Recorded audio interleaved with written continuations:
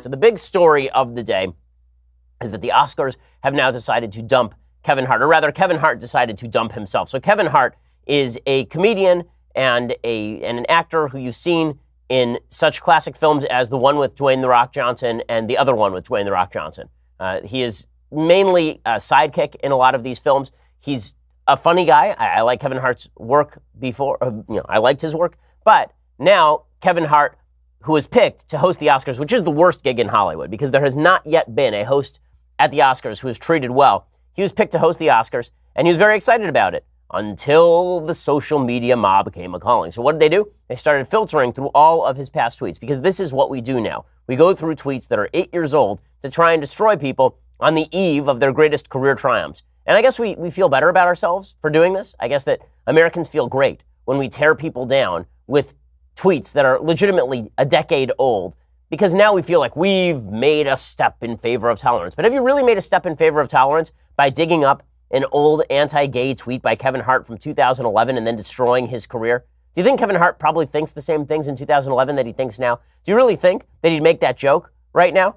And by the way, how would you feel if everybody were digging up everything you ever said 10 years ago and using that as an opportunity to destroy your career? Well, that's exactly what happened with Kevin Hart. So here's how it started. On Tuesday, the Motion Picture Academy announced its big-name host for the 2019 Oscar ceremonies. It was going to be comedian Kevin Hart. But then all of these tweets surfaced, and Hart went back and he started deleting all of these past tweets. And then he posted a video statement on Instagram Thursday saying he's not going to get all worked up over the craziness. He said, "Guys, I'm almost 40 years old. If you don't believe that people change, grow, and evolve as they grow older, I don't know what to tell you," which is a rational response to people finding stuff that you disagree with 10 years ago. There's been a lot of talk online recently about people going back and just purging their social media posts, specifically because they don't want to be held to account for stuff that they said 10 years ago and that they now disagree with. The Hollywood Reporter declared the issue a full-blown crisis on Thursday. It is deeply necessary that we destroy the career of somebody who tweeted something 10 years ago because it makes people have bad feelings. We don't want people to have bad feelings, guys. We can't have bad feelings at the Oscars. The Oscars is just, it's so wonderful. It's such a time of warmth. You know, when they yell at Republicans and talk about how religious people are stupid and then give awards to movies that nobody's ever seen on the basis of their intersectionality. They give awards to women having sex with fish, and they give awards to how it is to grow up young and gay and black in the inner city. You know, movies that nobody has ever seen nor anyone will ever see. And then they tell us how they are better people than we are. That's what they really need. They need more of that. What they don't need is comedians who are actually funny. They don't need people who actually make jokes. They need people who are woke. And if we don't have enough people who are woke, then obviously we have failed in our attempts to make the world a better place in Hollywood. And so after all of this was said, it was time for Kevin Hart to go. Kevin Hart had to be thrown out of the room because Kevin Hart made all of these terrible, no good, very bad, unacceptable jokes. There's an article today by a person named Owen Gleiberman, who no one's ever heard of and will never be of any use in life. And I say this because this is what critics do when they are deciding to tear somebody down. Owen Gleiberman writes, "I'm not a person who tends to have a censorious attitude towards stand-up comedians. One of their jobs is to give voice to the audacious, the outrageous, the rudely incorrect. Yet," whenever they say yet, after they say, I love comedians. I love how they make jokes, jokes that are transgressive. As every joke is. Like, name your favorite joke. Unless you're talking about like dad jokes for your kids, honestly, everyone's favorite joke transgresses some sort of taboo. Every single person's favorite. That's what makes the joke funny, is the shock effect. It's the incongruity. It's the fact that somebody said something true you're not allowed to say, right? That's why everybody likes comedians that cross lines. But according to this columnist, there are certain lines that cannot be crossed. Owen Gleiberman at Variety. Kevin Hart's comic tweets about the LGBTQ community, which consists basically of the aggressive flaunting of a lot of dumb and angry homophobic stereotypes. Here's one of them. "Yo, if my son comes home and tries to play with my daughter's dollhouse, I'm going to break it over his head and say in my voice, 'Stop, that's gay,' can leave you with a slightly queasy feeling." First of all, if you think that's like the worst joke anybody ever told, let me ask you a question. Does anybody think that it was not a joke when he tweeted that? That he was legitimately going to go home and find a dollhouse and break it over his son's head? Does anyone think that was in Kevin Hart's heart when he said that? Or is it possible that he was just making fun of the stereotype? Or is it possible that he doesn't want his son to be gay, which, okay, you may not like that, but it's his kid. He says, yet most of the tweets date back 7 or 8 years, according to Variety. And no, it's not as if Hart should be banned from stand-up comedy or that we should now organize a boycott of The Upside, his upcoming buddy farce with Bryan Cranston. Yet Kevin Hart was not the right choice to host the 91st Academy Awards ceremony on February 24th, 2019, and so it's a good thing he's stepping down. Those tweets marked him as the wrong person, the wrong host, at the wrong time. Because 7 years ago, back when same-sex marriage was not legal across the country, he said a thing. My God, the thing that he said. Oh, okay, how woke are the folks in Hollywood? They're so woke that one of the movies that's now being considered an Oscar frontrunner is this movie called Green Book.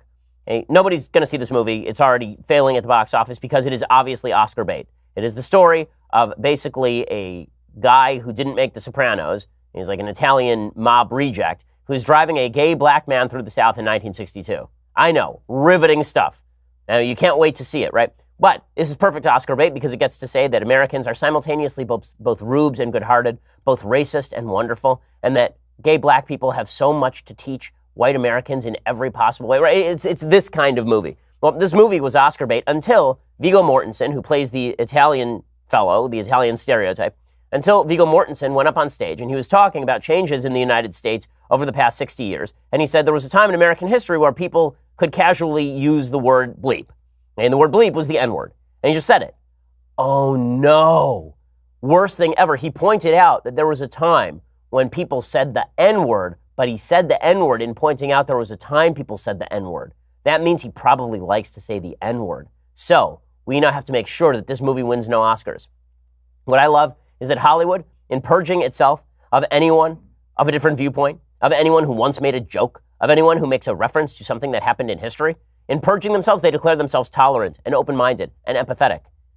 Here's what Owen Gleiberman over at Variety writes. This is the most publicity he will ever get, Owen Gleiberman. The Oscars are an awards show, but as much as that, they're a celebration of movies. And what exactly are movies about? This year, they're about spectacular heroism and the liberation of new voices. Black Panther.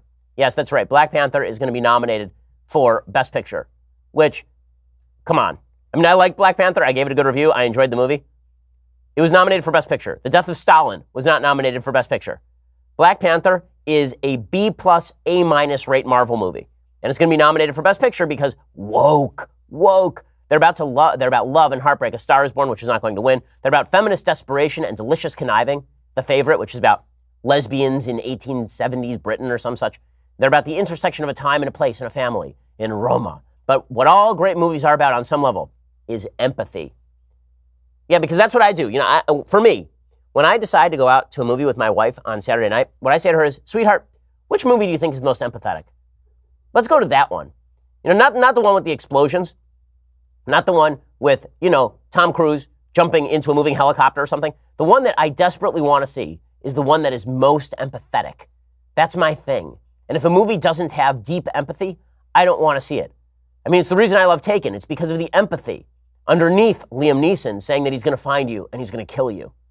That's what I love most about Taken. It's the reason that I really love Lord of the Rings. It's about all the empathy. It's not about, you know, the adventure or the plot or the character. It's about the empathy. And what's more, Hollywood is all about empathy. That's what they are.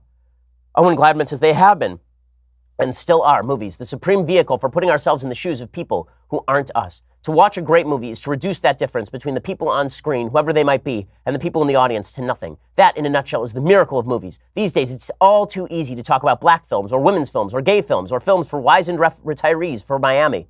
But the glory of cinema is that no movie is for any one person at the expense of anyone else. They're all for everyone. They're not just about crossing boundaries. They're about melting them down.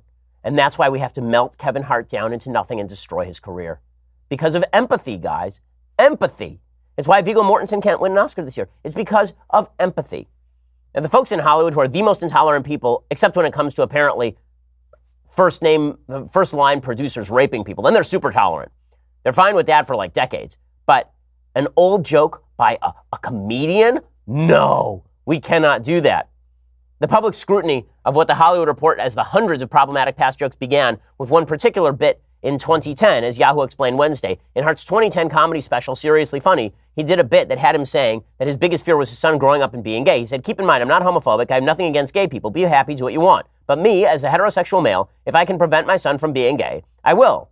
And then he launched into stories about how his son, then 3, having his first gay moment with a friend and how he needs to nip it in the bud by screaming at him, stop it, that's gay. Hart has since spoken about the joke, saying that it was about his own insecurities as a parent, reiterating he's not homophobic, saying he wouldn't tell that joke today because when I said it, the times weren't as sensitive as they are now. That's really the issue, right? The joke is the exact same thing. It's just everybody is way more sensitive now. And let's be real about this. What percentage of parents in America would prefer that their child be homosexual with all of the problems that entails, personal, political, and emotional? Like, come on. He's a comedian. It's what he does for a living.